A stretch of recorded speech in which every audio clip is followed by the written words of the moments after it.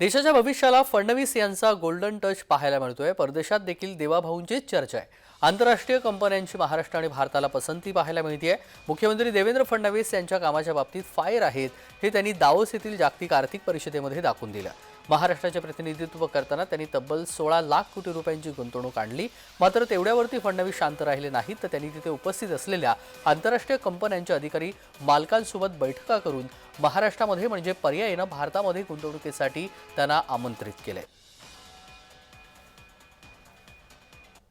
The speciality about MOUs is that they are from almost all the fields, and they are in various sectors of Maharashtra, various areas of divisions of Maharashtra.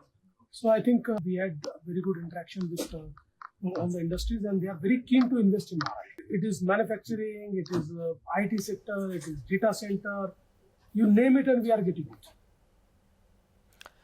Devendra Fadnavis यांनी दावोसमध्ये उपस्थित असलेल्या सर्व गुंतवणूकदारांजवळ चर्चा करून राज्याला आणि देशासाठी जे जे हितवर्धक आहेत त्याला आपल्याकडे येण्यासाठी आमंत्रित केलं।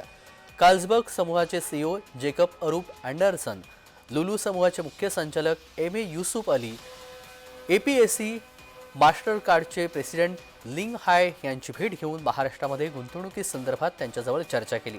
फिनलँडचे वाणिज्य मंत्री विले तावियो यांची भेट घेऊन महाराष्ट्र फिनलँडमधील व्यापारी संबंधात त्यांनी चर्चा केली। फिनलँडमध्ये मॅग्नेटिक महाराष्ट्र रोड शोचं आयोजन करण्याबाबत यावेळी सकारात्मक चर्चा झाली।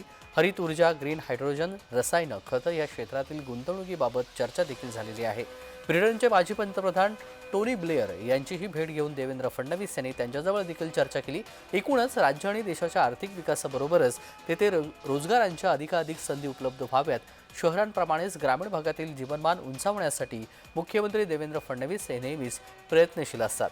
दावोसमध्ये त्यांना मिळालेली संधी त्यांनी हेरली आणि ते करूनही दाखवलंय। ब्युरो रिपोर्ट, जय महाराष्ट्र।